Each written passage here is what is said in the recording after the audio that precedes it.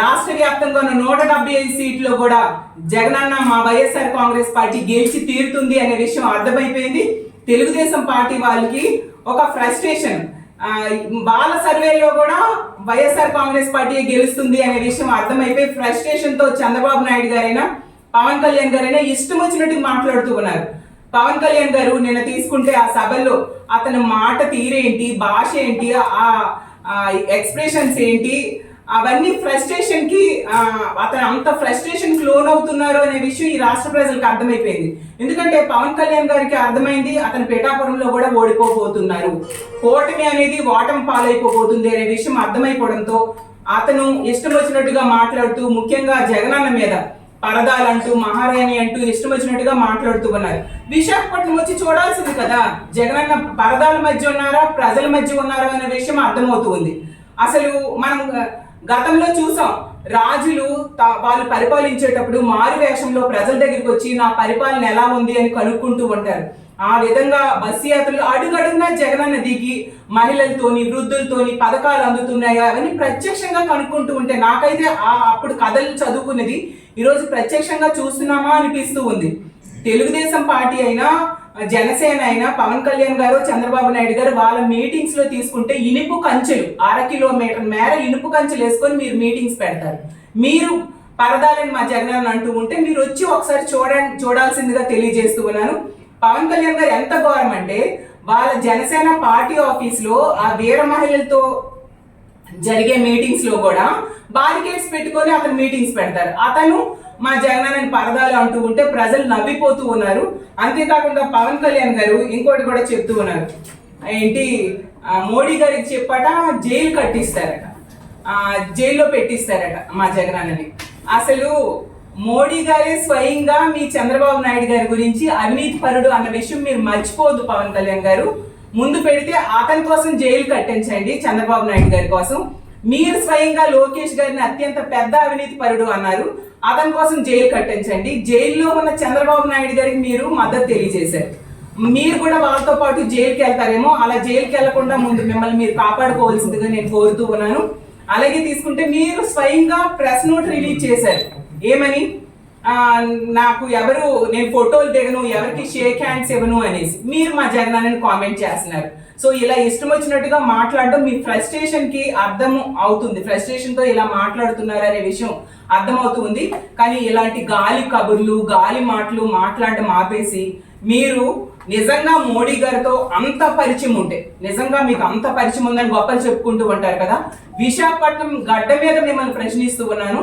ముందు మా steel plant ప్రైవేటీకరణ కాకుండా ఆపండి. చేశారు. ఆ భగవంతుడి దయ వలన ఈ రాష్ట్ర ప్రజల చల్లని దీవెనలతో జగనన్న హత్యాయత్నం నుంచి బయటపడడం జరిగింది. ఎందుకంటే జగనన్న నిజంగా ఈ రాష్ట్రంలో ఏ ముఖ్యమంత్రి అయినా నా పాలన బాగుంటేనా ఓటేయండి అని చెప్పేంత ధైర్యం ఉందా, అది జగనన్న చెప్తూ ఉన్నాడు. ఈ రోజు మా వైఎస్ఆర్ కాంగ్రెస్ పార్టీ ప్రతి కార్యకర్త కూడా మేము 99% పరిపాలన అందించాము అని ధైర్యంగా ప్రజల దగ్గరికి వెళ్ళి చెప్పేంతగా అంత చక్కటి పరిపాలన ఈ రోజు జగనన్న అందిస్తూ ఉన్న పరిస్థితి.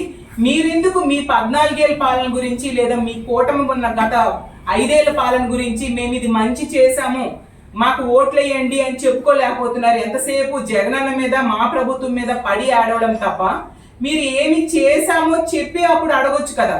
మీరు మేనిఫెస్టోనే వెబ్సైట్ లోంచి తీసేసిన వ్యక్తులు మీరు.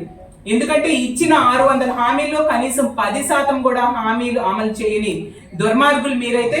ఇచ్చిన హామీల్లో 99% అమలు చేయడమే కాకుండా అత్యంత పారదర్శకంగా ₹1 కూడా అవినీతి జరగకుండా ఈ రోజు పథకాలు ప్రజల దగ్గరికి వెళ్ళాయి. ఈవెన్ తెలుగుదేశం పార్టీ వాళ్ళు కూడా చెప్పలేకపోతున్నారు ₹1 లంచం ఇస్తే ఈ పథకాలు వచ్చాయి అనే విషయం. ఎందుకంటే ఒక్క పార్టీ చూడలేదు, కులం చూడలేదు, మతం చూడలేదు, అన్ని వర్గాల వాళ్ళకి కూడా జగనన్న ఈ పథకాలన్నీ అందేట్టుగా చేశారు.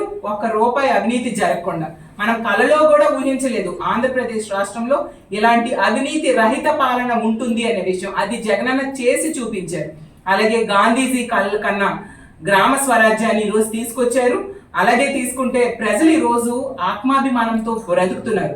ఒకప్పుడు తీసుకుంటే పేద ప్రజలు పథకాల కోసం అయితేనే లేదా పథకం కావాలన్నా వచ్చిన పథకం అందాలన్నా కూడా పెద్దోళ్ళ చుట్టూ, ఆఫీసుల చుట్టూ, జన్మభూమి కమిటీల చుట్టూ, వాళ్ళ కాళ్ళ చుట్టూ, వాళ్ళ ఇళ్ల చుట్టూ తిరుగుతూ వాళ్ళ ఆత్మాభిమానం కోల్పోయి అడుక్కోవలసి వచ్చేది. ఈ రోజు జగనన్న ప్రభుత్వంలో ఆత్మ గౌరవంతో అత్యంత సంతోషంగా వాళ్ళ ఇంటి ముంగటికే పథకాలను వచ్చేట్టుగా పథకాలని పొందుతూ ఉన్నారు. కాబట్టి ఈ రోజు ఆంధ్రప్రదేశ్ రాష్ట్రంలో ప్రజలందరూ జగనన్నకి జై కొడుతూ ఉన్నారు. ఖచ్చితంగా రానున్న రోజుల్లో మా వైఎస్ఆర్ కాంగ్రెస్ పార్టీ 175కి 175 సీట్లు గెలవబోతూ ఉన్నాం. అలాగే తెలుగుదేశం పార్టీ నాయకులు నిన్న కొందరు ప్రెస్ మీట్స్ పెట్టి చెప్తూ ఉన్నారు, ఏ మొహం పెట్టుకొని జగనన్న ఉత్తరాంధ్రలో అడుగు పెడుతున్నాడు అనేసి. వైఎస్ చంద్రబాబు నాయుడు గారు, పవన్ కళ్యాణ్ గారు, మీ నాయకులకైనా మీకు ఒకటే చెప్తున్నా, ఉత్తరాంధ్రలో అడుగు పెట్టే హక్కు గాని, ఉత్తరాంధ్రలో ఓటు అడిగే హక్కు గాని ఉన్నది ఒక్క జగనన్నకి, మా వైఎస్ఆర్ కాంగ్రెస్ పార్టీకి. ఎందుకంటే ఉత్తరాంధ్ర అభివృద్ధి కోసం ఎన్నో చేశారు జగనన్న. ఈ రోజు తీసుకుంటే ఇచ్చాపురం నుంచి పాయకరావుపేట వరకు అడుగడుగునా అభివృద్ధి కనిపిస్తూ ఉంది. ఉద్దానం సమస్య ఎన్నో ఏళ్ళుగా శాశ్వత పరిష్కారం లేక ఎన్నో ఇబ్బందులు పడుతూ ప్రాణాలు కోల్పోతే దానికి 740 కోట్లు పెట్టి వంశధార నీటిని తీసుకొచ్చి శాశ్వత పరిష్కారం ఇచ్చిన సంగతి మనందరము చూసాం. అలాగే 85 కోట్లు పెట్టి 200 పడకల hospital, kidney research centre Jagananna ఏర్పాటు చేశారు. అలాగే శ్రీకాకుళంలో మనం చూసాం మూలపేట పోర్ట్. అసలు ఆ మూలపేట పోర్టుకి అన్ని అనుమతులు తీసుకొని శంకుస్థాపన చేసి శరవేగంగా పనులు జరుగుతూ ఉన్నాయి. అది కనుక ప్రారంభమైతే శ్రీకాకుళం ముఖ చిత్రమే మారిపోబోతూ ఉంది. స్థాపన ఎలక్షన్స్ ముందు ప్రజలు మభ్య పెట్టడానికి చేస్తే జగనన్న అన్ని రకాల పర్మిషన్స్ తీసుకొని శంకుస్థాపన చేయడమే కాకుండా అత్యంత వేగవంతంగా పనులు అవుతూ ఉన్నాయి.